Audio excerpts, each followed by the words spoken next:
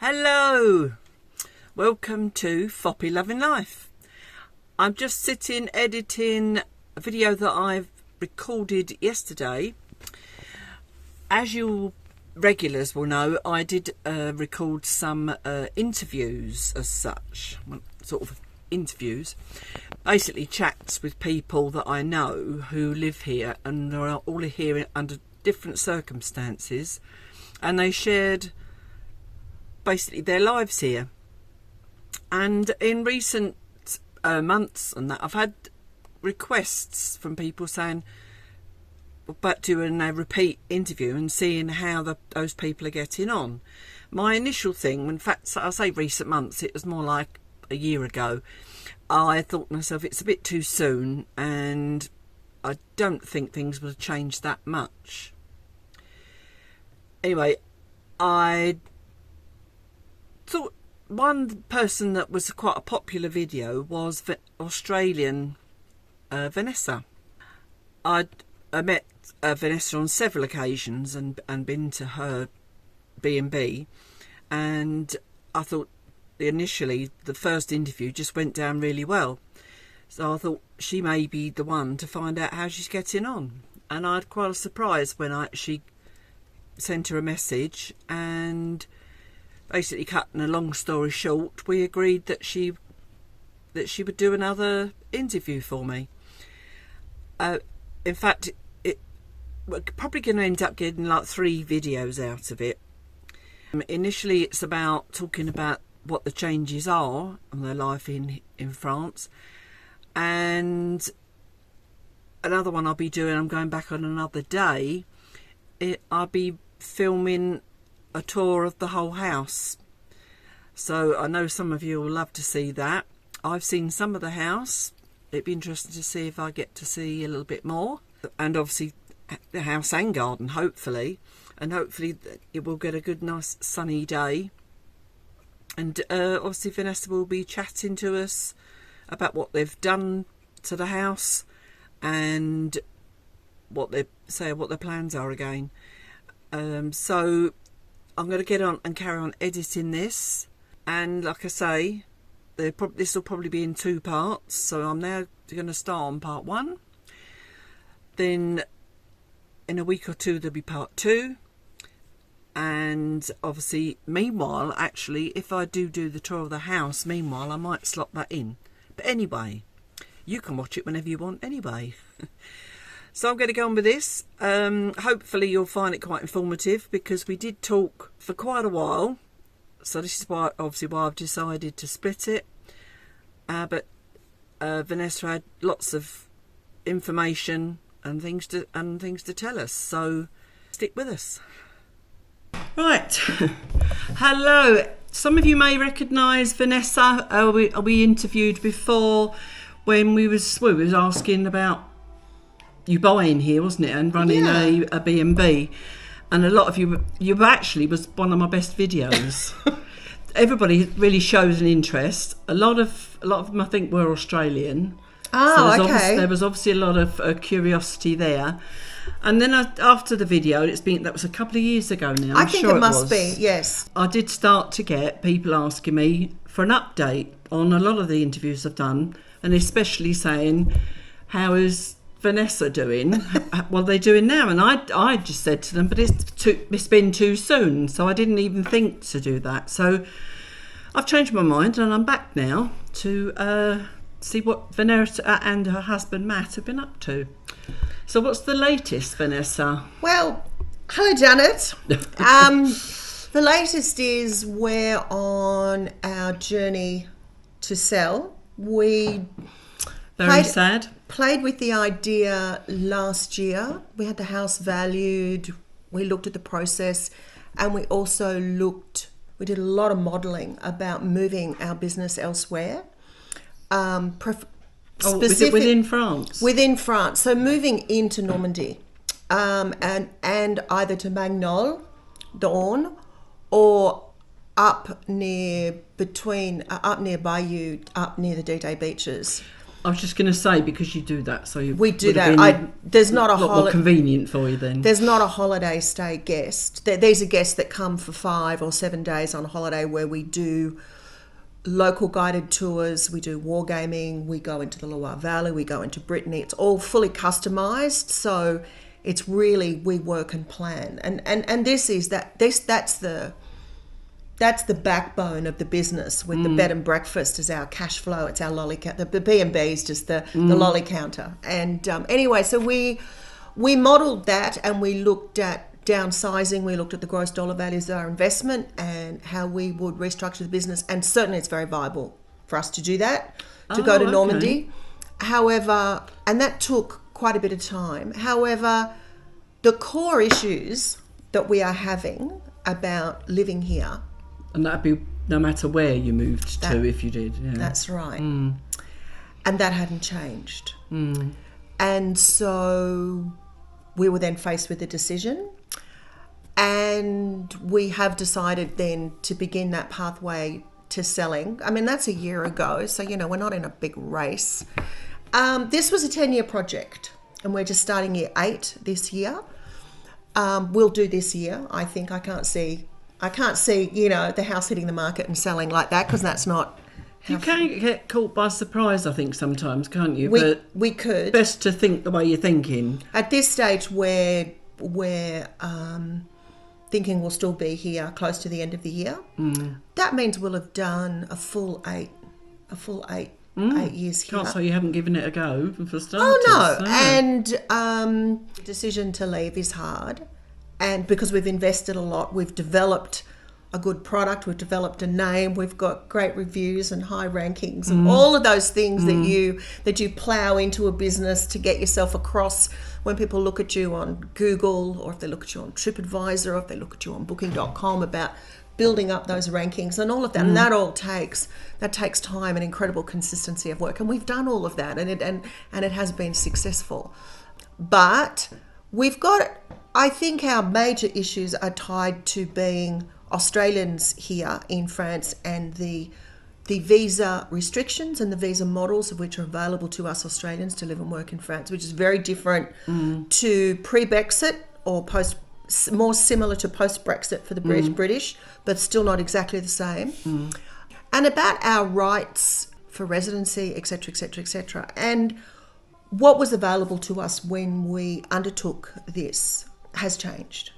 So when we originally applied and we came on a entrepreneur's visa, which I now think has 2 different tiers to it now. So there's a more minor one and there's a major one, and some of the constraints and things about it have simplified. We're on the major, the more complicated, bigger one to move to France. That was the only one available at the time. That's one thing I've noticed, but because we've been here a long time, we don't really get involved in it all. But people like yourself, I just have noticed that the rules and regulations change so much. So much. It's really hard to keep on top of it. And you can never advise somebody else to the letter, because it's likely to have changed again for their circumstances. No, and a lot of people seek advice on sites. The majority of English-speaking people in our part of West France and on our community groups and Facebook groups come from the UK. There's no doubt about it. And the advice that they might be giving or putting out will be fundamentally incorrect if you're from Australia or the United States or Canada or from New Zealand or any other one of the many English-speaking countries that are outside the EU. So when we first came, we could apply for a 4-year entrepreneur's visa to establish a new innovative business in France. So you couldn't come and open a B&B. You had to have a unique business idea that was bringing something new and innovative and wasn't duplicating something that was already here. For you was what? The wargaming. The war games, the military history holidays, the war games, the focus on French military history as a back end, and then we do the cultural history as well. And that required a master's level equivalent university educational background to deliver those services. So fortunately we had enough between us.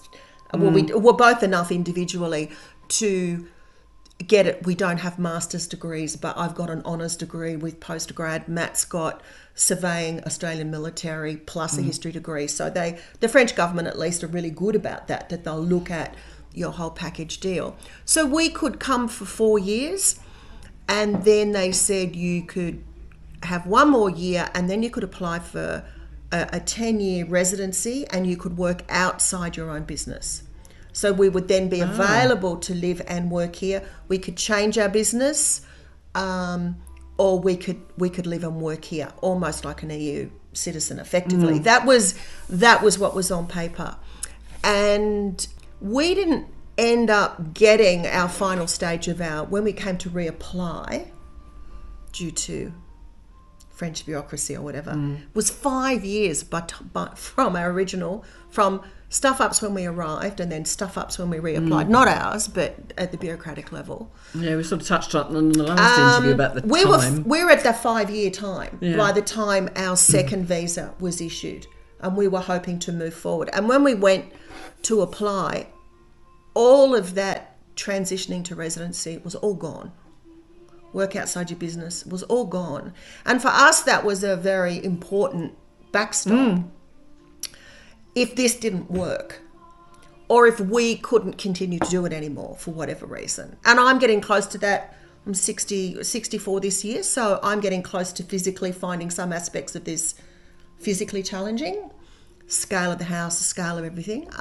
So I don't know how you do it, because I'm only a few years ahead of you, and I'd find it really hard. We pace it. That's how we do it. We build in breaks, we build in weekends, we build in gaps between bookings, we build in time frames to manage it.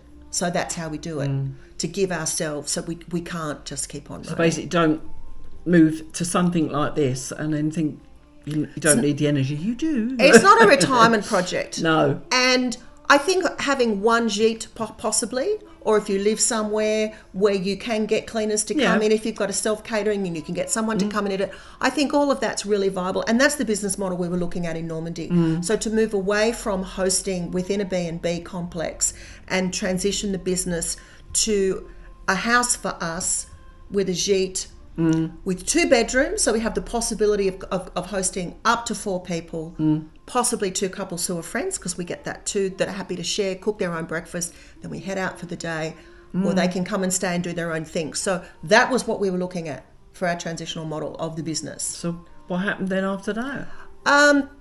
It's the visa. It's the visa. So we can't work outside this business in here, and it means that we can't boost our income. So we can't problem solve like we would do at home, or even if we were living in the UK. You can take a little business on the side, you can do this, you can add afternoon teas. There's a whole range of things that you can add as services and things. You can get a handyman job, you could get a job gardening for somebody, you could get a, consultancy job, you could get an online. We're not allowed to. We are not allowed to do anything outside our own business here.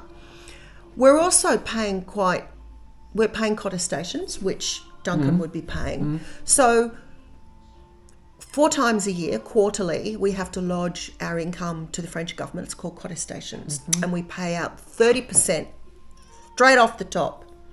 So if we've earned, it's a simple number, if we've earned €1,000, 300 euros goes straight to the French government. Now, if we were going to live here for 30 years or whatever it is, we would be eligible for some of that to come back in the form of a pension. Yes. We are both too old to ever live here long enough. We will never see a penny. And that money's not put aside for us in our name, that we can then access that money. So in Australia, where 10% of your income gets put aside towards your retirement, you own that 10% till the day you die, and it's your money. Yeah. And here it's not. So Matthew, I have enough now that I could be a self-funded retiree, but Matthew doesn't. And if we stay here, he's never going to get that. He's never going to be able to build towards his retirement. Yeah, I was talking to somebody the other day who are of a similar age, and they did say that, they won't have earned enough money to be able to claim any pension. No, and Matt's younger than I am, so he's got... And his retirement age is older than mine because of when we were born. Same with Duncan, Okay, so he's got 10 years left. Now, if we go back to Australia, Matthew could earn 80% more money than we earn here.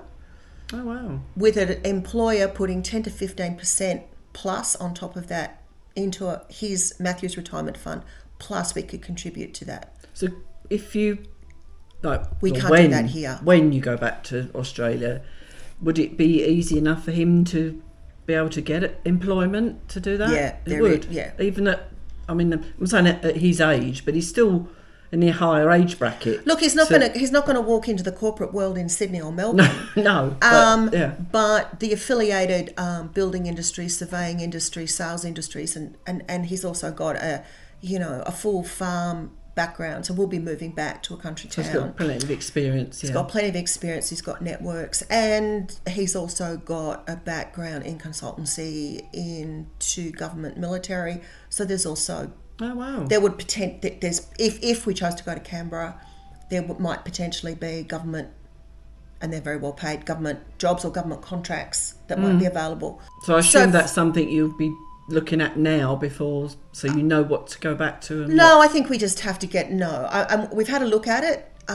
We can see what's there, and we don't have a time frame. So no, it's not something that we're looking at. But even in the town where we own a house, it's like, Matt, when you're ready. And they're not high paid jobs, but it's more than what we've got here. So this is a beautiful lifestyle. It's a beautiful country. It's a beautiful house. But financially, it's not going to fund everything comes down to money. Well, it comes down to money and the inability to problem solve here. Whereas in Australia or elsewhere we could problem solve, and we can't. We're completely constrained.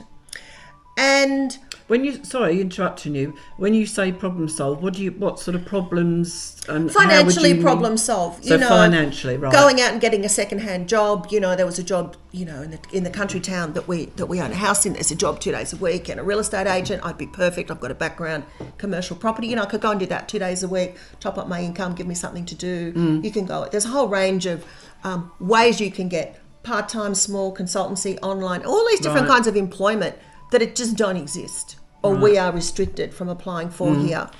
Because of the visa. Because of the visa.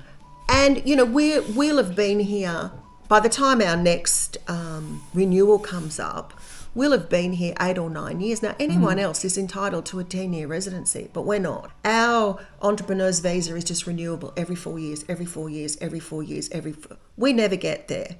So the only way we could change... That's because of your background, because you're Australian. Yeah, and because of the visa.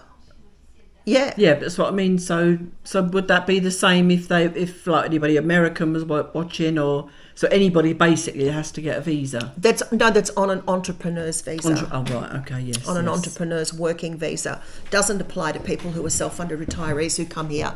They can move through to their 10-year. So yes, we can solve all of those problems by applying for French citizenship. So, and that would solve all of those problems. We could work wherever we liked, etc., etc. But it's, again, financially, there is new legislation sitting in the French Parliament, which Janet and I have talked about before, that would financially negatively impact us if we took down that path road. So we'd sort of gain in one respect and we'd lose in another. So what is in front of the French Parliament at the moment? So there's one that affects your husband's business and ours. So the first lot of legislation that's in front is to change the goods and services tax, the GAT or the VAT tax. At the moment, it doesn't kick in till your business is earning more than 80,000 euros a year. And 80,000 euros is also the micro-entrepreneur tax bracket and business model that I think probably 80% of small businesses must run on that model. Most gîtes, holiday stays, small restaurants, tiny boutiques. What, as in earning that amount of money? Yeah. Well, I know we wouldn't earn that sort of money. No, because it's up to, it's the tax bracket. Yeah. It's 5,000 to 80,000. That's the, what do you call it? That's the threshold. Yes, for the threshold. I couldn't think of the word. That's the threshold for the entry level tax bracket for business. And once you pay your 30% contestations to the government, that's it. But there's no tax deductions. There's nothing you can write off.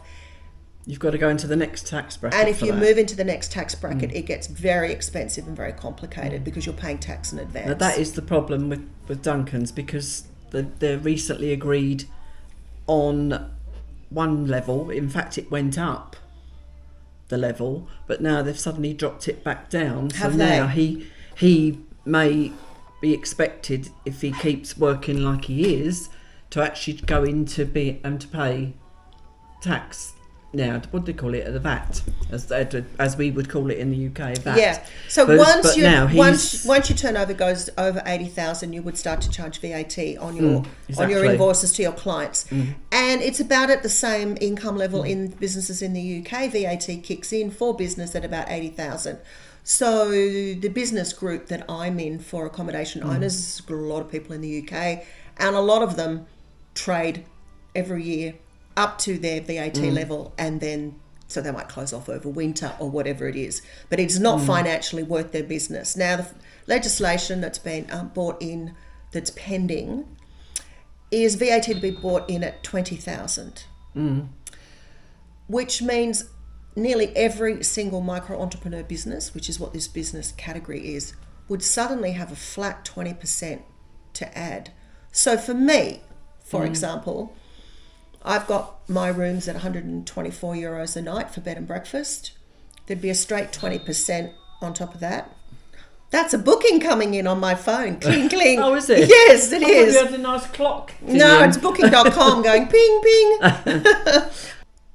It'd be a straight 20% on top of that, on top of the €125, say, which is another €24. That takes it up to 150.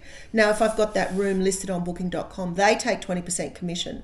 And normally I increase the price of my room on booking.com to recoup some of that commission. That means my €124 room on booking.com could be nearly €170 a night, of which 50 of that I would never see. Now, that's a lot for people to pay as well. That's money I'm not seeing. I'm not getting bookings because it's so high. So do I absorb it? So if I absorb that amount, my €124 room goes down to, it means I get 100 a night. That includes breakfast. If I take breakfast off that, I'm getting €80 a night before I've washed a sheet. So there is no flexibility in the current marketplace where we live in here in Mayenne to move those prices. Paris prices can move 100 a night in the same hotel, but not in this area. And I don't think we can't absorb it, and I don't believe we'd get bookings if we had to charge it. So that's one thing that's going to be... It's hard to get the price right normally, so, you know... Yeah, I do. Every February, I sit there and I look at every single hotel around us. I scan their prices through to August. I look at what they're charging. I look how much they're charging for breakfast. I look at our competitors. I look at Gîtes. I look at other stays outside town, and I see what everybody's doing, and I model us in accordingly. And this is the first year I've had to put my prices down, which is not to try and ensure bookings. Yeah, and it's worked. Good. It's worked. So that's good. So the second bit of legislation that's coming through is new minimum French language requirements for the entrepreneur visa. So if we stay and we renew our visas, we will now be subject to a oral and written language test. Now, Matthew probably might pass. I'm dyslexic. There's no way I'll pass the written test. And as someone kindly said to me, we'll give you more time. And I just said, you don't understand. It's irrelevant. They don't understand dyslexia, it is completely irrelevant to the amount of time. Now, if you give me my phone and my translator, I do all my correspondence to my clients in French. I do quotes in French. I write long emails to negotiate different things in French. I can speak multiple sentences with a clear French accent and follow it through. I can do all of that. But you stick me in a classroom and ask me to write that out. The test is quite difficult. I wouldn't pass. Matthew might. I can read quite a lot of French as well. So that's another one pending. That was not a requirement for our visa from 2016 up until now. It's a shame because once they did, you did used to have to do that just before we moved over. And then we were relieved because obviously when we came, we didn't have to do. No, all we that. didn't. We didn't either. Yep, they've brought it back in now. So, and I guess it's not an unreasonable expectation for the French government to think, well, if you're renewing your visa, you've been here 8 or 9 years, that you could speak a reasonable amount of French. And I can. I just can't pass that test. And that's very different. It's a very, very different. I think that is the problem. I think a lot of us can probably pass with the language speaking it and listening, but actually written is a different. Yeah, and you know, thing. I put stuff into my translator and I pop it in and I'm writing blah blah blah, and then I copy it, and then I put the French back in, translate it back into English and check. And I've done it so often. I mean, I'm dealing with the same subject matters generally. I can often just glance at it and go, oh, no, it's not right. Like, I know it's not right. I couldn't tell you the formal grammar about why it's not right, but I think no, that doesn't look right, or you just know the emphasis is wrong, or whatever it is. And I'm quite comfortable doing that. You know, we had an incident on New Year's Eve where we had 2 couples booked in who had stayed with us the year we opened, so the rooms weren't renovated, whatever, but they were friends of our neighbours who were coming down to Mayenne for a party, and they were coming back to Mayenne 7 years later, and they wanted to stay. Now, 10 days before New Year, Matt's mother passed away, and we weren't going to be. We need to get our act together and book flights and get on a plane and go back to Australia. And so I had to approach these people in a long email and say, this is what's happened. But because they'd stayed before, and because they were friends of our French neighbours, I said to them, would you like to come and stay here as a gîte? We're happy for you to come, pick the key up from the neighbour. We'll leave everything there for you. They'll have to buy their own croissants for breakfast, obviously. Yeah. But, you know, we'll leave everything out. We'll leave the rooms. Come and enjoy the house. Would you like to come and stay? Now, we didn't really know how that would be received. And they were delighted. But that was quite... I was going to say, I think I'd be delighted and that you felt you'd trust me, sort of thing. Yes, if it was me. That's what they said. Yeah. And the formality of our correspondence just dissolved. They were so pleased. And, you know, and we know they had a good time, you know, found a champagne cork behind the couch. You almost wouldn't have known they'd been here when we got back. But, you know, found a champagne cork behind the couch. And we knew that they'd had had a lovely time. And that's quite complex. The whole thing was done in French, and emails to us. We've arrived. The house looks beautiful. We hadn't seen the renovations of the Baron's room. Gosh, it looks amazing. All of that. All in French. All good. Anyway, so first legislation is the VAT, which would have a big effect on us. And second, a lot of pending legislation now is this French language test, which is coming in for the entrepreneur visas. And there's a third lot of legislation that's possibly pending, which is tied in with your global income. So when you come and live here, you might lodge a tax return in your home country. If you've got an income producing asset, or you're producing any form of income, you might have shares. You might have your home might be rented back in your home country, which is our instance, and you've got an income coming in. You might have a business. Who knows? And you've got an income coming in every year. You're still lodging your tax return in your home country, which we do in Australia, and we lodge a tax return here in France. And if we pay tax in Australia, I pay tax in Australia on my income. It's taxed at a very similar rate here in France. So as long as I can say, yes, I've paid tax, yes, I've lodged it, the French government look at my gross income to make sure I've got enough money to live here. So let's get this. So you're paying tax in Australia while you're living here still? Yes, of course. Everyone does. Do we? I don't think. Well, do you have income producing assets in Britain? Oh, no. That's what I was going to say. You've been here a lot longer. Yeah, but whereas you have, Yeah. We've got income producing assets. So, and it equals itself out. It's not a problem generally. However, it's called global wealth. So anyone who lives anywhere in the world, the tax regime that they're under. So we're now foreign tax residents of Australia, and we're tax residents of France. Our global income is taken into account. There is a proposal, and again, this is all coming from the left wing, not from the right wing, which is interesting, in that they now have got a proposal for a 6% tax on the value of the asset. So they're not just going to tax your income, They're going to look at the dollar value of that asset that's producing that income and provide an annual tax on that asset as well. So this is mind-blowing to me. say you've got a, well, I like working in 100s because that's an easy number. Okay. Say you've got a house in your home country that's worth $100,000 and it's producing $10,000 in income. So you'll pay your tax or not on your $10,000, pay income tax on your $10,000. And then the French government says, oh, well, let's have a new valuation on your $100,000 house. Oh, okay, that's now gone up since last year. It's now worth $110,000. Right, 6% tax on the value of that asset.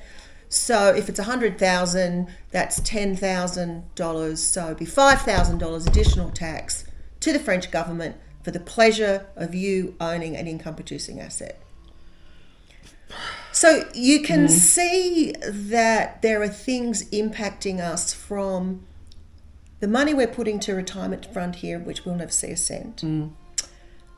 The potential of this global asset tax, the language requirement for us to renew our entrepreneur's visa, and the possibility that the VAT will come in. Now, the VAT one was bundled in with another 100 or something other legislations, and when people found out about it, there was a France-wide petition you could sign, and once they got to 100,000 or 200,000 signatures or whatever it was, the legislation was removed out of this. It had been hidden in a bundle to just be passed as a bulk round of legislation, and they've pulled it out and set aside. The other legislation's been passed and this has been set aside, but with the complexities of the escalation of the Ukraine war and the difficulties of Macron forming a government and appointing a prime minister and the stuff that's going on in America, everything's just sitting because they've got far more important things to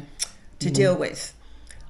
I don't believe that the 20% VAT will come in at 20,000 euros income. But even if it comes in at 50, it's going to be difficult for a lot of people. It won't affect us so much. So there's quite significant impacts on our ability to profitably run a business. So there's nothing wrong with our bookings. There's nothing wrong with our rooms. There's nothing wrong with our reviews. There's nothing wrong with our current costing model. We're still a very affordable holiday for what we're offering. I'd say if you went on a Trafalgar bus tour per day, we're half. That's an equivalent difference. So not only are we, I think, a more pleasant option because you don't have to deal with all the other people on the bus tour. I think we're priced well. So there's nothing that we're doing here. We have this innovative business. Our core income of holidays comes through the War Games community or comes through the military history. And it's up and down a bit every year. It varies. But all those things we're doing right. But I can't control all these other things. And they are basically all negatives for us to continue on here in business. We love the house. We love Mayenne. We love our friends. I was going to say, so you love everything else about being here, but financially it's becoming just not viable. It's not viable. It won't be viable. And I mean, all of these things might not happen, but then we might only be left with the language requirement. That's still going to impact our ability, and we're still left with Matthew needing 10 more years' work to contribute into his. Nearly all Australians are self-funded with our retirement, and we don't get an extra government pension, as I believe a lot of people in the UK do. You only get a government pension in Australia now if your assets and income are equivalently below the poverty line, and then you will get a government pension. There is no money from the government for your retirement. We're nearly all self-funded. So it's all got to be a private pension. It does. And, you know, this might sound like, for me, this sounds like gross amounts of money, but based on cost of living and cost of property and everything else, you need about $750,000 in Australia in your retirement fund to produce enough annual income to live on. Yeah. And even then, you wouldn't be party central. But it means you wouldn't have to completely draw it down till there's nothing left. It's a lot of money. That's a lot of money.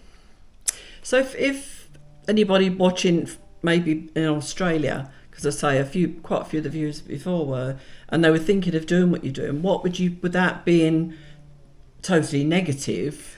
Oh, I think What don't would come you and say? don't come and Because- run a business. That's what I would say. Unless But you've got you're to bear things in mind. unless you're 20 years younger.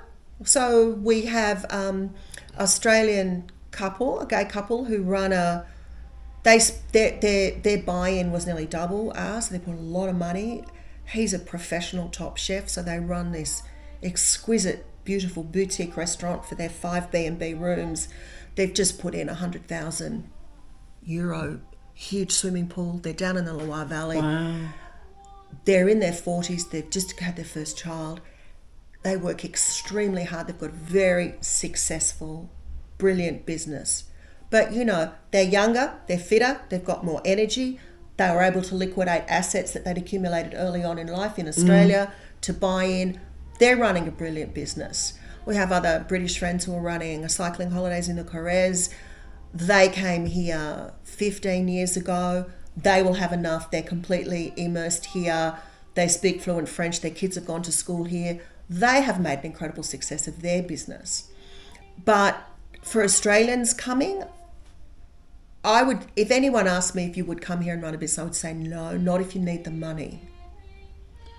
Right. Would there be a little bit of a benefit knowing that they're coming in at that level, same as you came in at the level you're, because it's changed for you? Because if they're already coming at that, then that's what they expect. Do you think it would be different in that situation? Look, because the they'll come in with more money, sort of thing. The complexities for coming in is that we all have a minimum income that that we need to meet. Now, when we first looked, it was €14,500 for 2 people. This is back in 2015. It was very low. Yeah, that doesn't sound that long ago, does it? It really? doesn't really. No. But yeah. And now it's 28,000 for a couple. In the Australian dollar is at the moment is nearly half in value of the euro. Right. So for a self-funded Australian retiree to generate enough income to meet the minimum income required here, you'd both have to have $750,000 in asset to produce the income to come and live here. And if you've got that money tied up in asset, do you want to be subject to the asset wealth tax? Because that money is going to be tied up in something. There's going to be additional taxes. You really, to meet the income requirements to come, you actually need to be a reasonably well-funded retiree from Australia. To come from there, yeah. Whereas with Britain to France, the euro and the pound do this. Yeah. Whereas at the moment, it's like this. So if we take money back to Australia, we're doing really well. But when we bring money over here, we don't. And we top ourselves up here every couple of months. So the amount that's needed to come in assets